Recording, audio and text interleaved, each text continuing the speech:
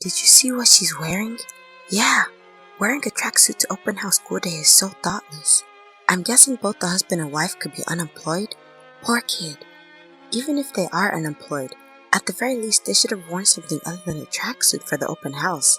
It's embarrassing for an adult. As soon as I entered the classroom, I could see the other parents whispering about my attire. I don't care. I don't care. I kept repeating this to myself as I walked on. Once they knew who I really was, they wouldn't have anything to say. My name is Lisa Hamilton, and I'm 39 years old. I live with my husband and daughter. Our daughter, Emily, started elementary school this September. I can't believe how fast time has flown by since Emily was just a baby. My husband and I married in our early 20s, but we were not blessed with a child for a long time. Emily is the child we were finally able to have after overcoming painful infertility treatments. Though it's quite common for women to give birth in their 30s in cities, in the area where we live, most women give birth in their 20s. I live in a place that is not my hometown, so I don't have many acquaintances. I'm significantly older than Emily's friends' mothers. Making friends of my own age in this environment was hard enough, let alone making mom friends. But as long as Emily is having fun at school, that's all that matters to me. One evening, while I was preparing dinner, Emily handed me a piece of paper. Here, I got this at school today. Mr. Adams told me to give this to either Dad or Mom. Is that so? Thanks, honey. It was a notice about the open house at school. The date was set for 3 weeks later at 2 p.m. Checking my schedule, it happened to be on my day off. I'll be coming to the open house, Emily. I'm looking forward to it. Really? Mom, yay! Emily was so happy that she was hopping around. I've tried my best to be involved in raising her, but due to my busy work schedule, I was hardly able to participate in any preschool events. This open house will be the first school event for Emily. I would love to take videos and pictures, even if it's probably against the rules. Then, I noticed a handwritten comment from the teacher at the bottom of the notice. Apparently, there are various preparations that need to be done before the open house. I pinned the notice to the corkboard and resumed cooking dinner, and before I knew it, the day of the open house had arrived. I put on the guest slippers and headed for Emily's classroom. All the other moms had perfect hair and makeup, wearing beautiful clothes. As for me, I was in a tracksuit. My hair was in a ponytail, and I didn't have any makeup on. I had plans for the day off, but a sudden change required me to go to work, so I rushed over without having time to dress up properly. I was more comfortable this way, and considering today's circumstances, it worked out better for me. As I opened the door to the classroom and entered, I made eye contact with Emily. Emily smiled joyfully. The teacher wasn't there yet. As I walked towards a spot where I could see Emily's seat clearly, I could feel the other parents staring at me. Probably it was my attire that was causing this. I don't care, I told myself and moved forward. The classroom walls were adorned with class goals, a list of the school lunch menu, and children's drawings. It was a sight almost identical to what I used to see in elementary school. Parents were conversing with their close friends. Due to the small classroom, I couldn't help but overhear the conversation of Miss Martin and Miss Taylor, who were nearby. I and both of them are members of the PTA. Did you see her clothes? Yeah, wearing a tracksuit on Parent-Teacher Day is absurd. Maybe she's a bum. Or her husband too. I feel sorry for the kid. Even if she is a bum, she should wear something other than a tracksuit to Parent-Teacher Day. It's embarrassing for a grown adult. Miss Taylor, keep your voice down. She might hear you. Miss Martin, you're too worried. I don't care what a bum thinks about me. I didn't say anything wrong. Although their insults naturally hurt my feelings, I chose to ignore them. If I reacted here and started an argument with them, it would sour the atmosphere in the whole classroom. Above all, I didn't want Emily to see the ugly side of adults. Just a little time left until the start of the class. The class teacher, Mr. Adams, hadn't arrived yet. The bell rang and the scattered children began to take their seats. Emily, who had been playing with her friends, also took her seat and turned around to wave at me with a smile. Seeing her smile, I felt I could persevere no matter what. At the same time as the chime for the start of class, Mr. Adams appeared. Then Miss Taylor walked through the gap between the children's desks towards Mr. Adams and said, Mr. Adams, do you have a moment before class starts? Miss Taylor, what can I do for you? It's difficult to talk about in the classroom. Can we talk in the hallway? Even though Miss Taylor and Mr. Adams went out to the hallway, their conversation was still clearly audible. Did you see that one of the parents is wearing a tracksuit? She looks like a bum. No, I was preoccupied with preparing for the lesson and just entered the classroom. That's her, standing at the back. Miss Taylor stuck her face out from the hallway, pointed at me, and continued. I understand there's no dress code for Parent-Teacher Day, but any person with common sense wouldn't choose to wear a tracksuit. It seems she has a considerable distaste for me. Mr. Adams, looking in the direction pointed out by Miss Taylor, seemed to have noticed me.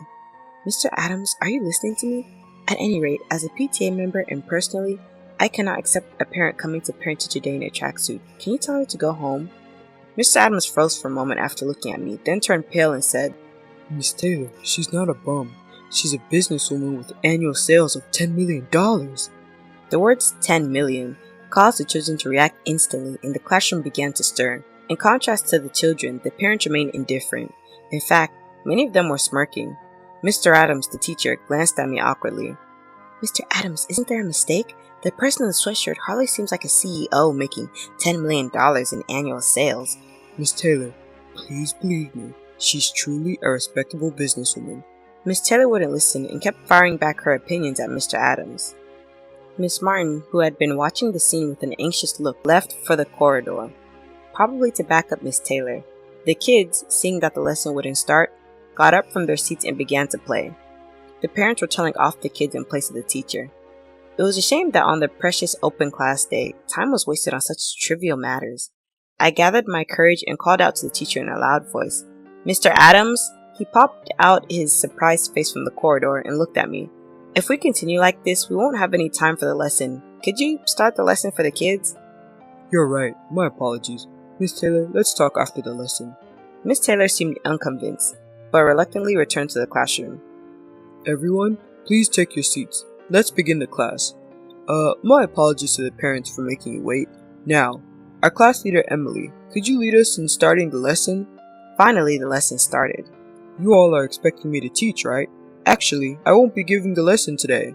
All the kids cried out in surprise, asking why. Even my daughter Emily looked at the teacher curiously. That's because we have a special guest lecturer. Oh, by guest lecturer, I mean a special teacher. The expressions of the kids and their parents changed to excited ones.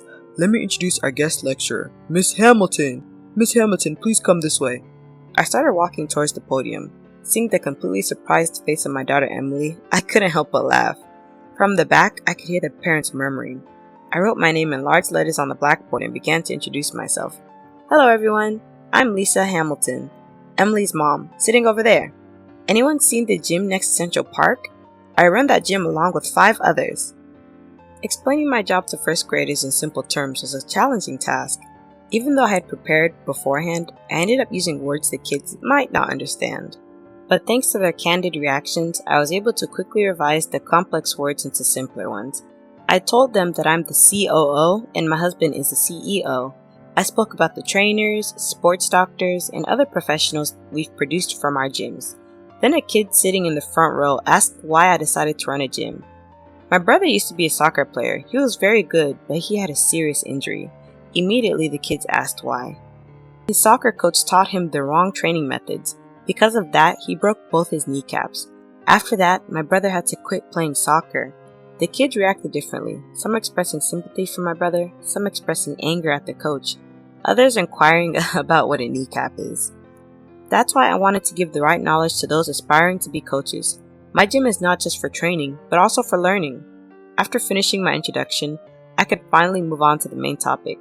Kids, do you know why I'm wearing a tracksuit? The classroom fell silent, as if it was a scene in a play. I was told to bring the clothes I wear for work by Mr. Adams. Do you understand what that means? Well then, let's start with some simple exercises that we can do standing up.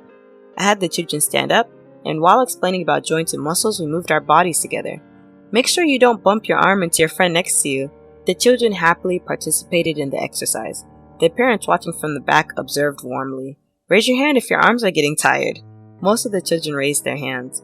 Congratulations to those who just raised their hands. Being tired is evidence that you've been training correctly. I sat the children down and talked about the importance of understanding our bodies and the benefits of physical activity. Everyone listened attentively to what I had to say. Some even took notes in their notebooks. Perhaps that child might become a trainer in the future. I was relieved to finish the class just in time. Thank you, Miss Hamilton. Everyone, let's say thanks. Ready, go! The children all said thank you and applauded for me. I felt incredibly proud. Although I had experience as a lecturer at workshops, this was my first time teaching a class to children in school, and I was nervous, but it seems to have been a success. After the class, a few children ran up to me. Their eyes were shining as they said, "Emily's mom, you're amazing! So cool!" Hearing the sincere feelings from the children made me happy. Emily also seemed to be in a good mood, receiving admiring glances from her classmates. In the past, juggling work and parenting was harder than I had imagined, and I thought about quitting my job several times. Most mothers around me were part-time workers or housewives, but I wanted to show Emily that her mom was working hard, and I worked with that mindset. It felt like my efforts had been rewarded.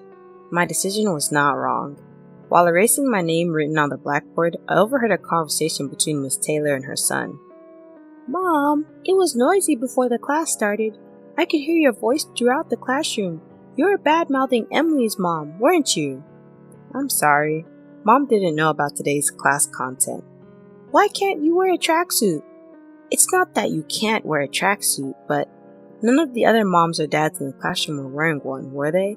"But Mom, you always told me not to judge people by their appearance, right?" Miss Taylor stammered, trying to laugh it off. "I don't want to be like you, Mom." Kevin spat out a snide remark and left the classroom. Children can be so innocent and cruel. Miss Martin was comforting Miss Taylor, who didn't have the energy to chase after Kevin. They both nodded at me without saying a word and left the place. Miss Hamilton, thank you so much for today. It was a wonderful class. Inviting you as a special lecturer was the right choice. No, I'm the one who should be thanking you for this valuable experience. I apologize if I caused any discomfort by not informing the parents about the class content in advance. Don't worry about it. You've worked hard too, Mr. Adams. It's tough dealing with all kinds of parents. Well, dealing with parents is part of a teacher's job. I had a little chat with Emily and then left the classroom. Near the school gate, a woman approached me. I didn't remember her at all initially, but she turned out to be the mother of a girl in Emily's class, and it seemed she had been watching my lecture earlier. She was a bit excited and praised my teaching style. Coincidentally, our homes were close by, so we ended up walking home together. During our conversation, I found a surprising number of things in common with her. Believe it or not, our hobbies, favorite foods, even our hometowns were the same. We quickly hit it off and exchanged contact information before parting ways for the day. When I got home and told Emily about this, it turned out that the kids had been friends even before their moms got to know each other. Since then, our families have become close. We're planning to have a barbecue at her place next week. Apparently, she's inviting other mom friends and their families too. I might be able to make some new mom friends as well. Unable to contain my excitement, I started searching for local craft beers to bring to the barbecue on my computer when Emily tapped me on the shoulder. "What's up?" Emily just smiled without answering. "What? Why are you smiling?" Bashfully, Emily gave me the most precious words. "Mom, you're the best mom ever." "What?" Out of the blue like that? But thank you. That makes me so happy. "I love you, Mom."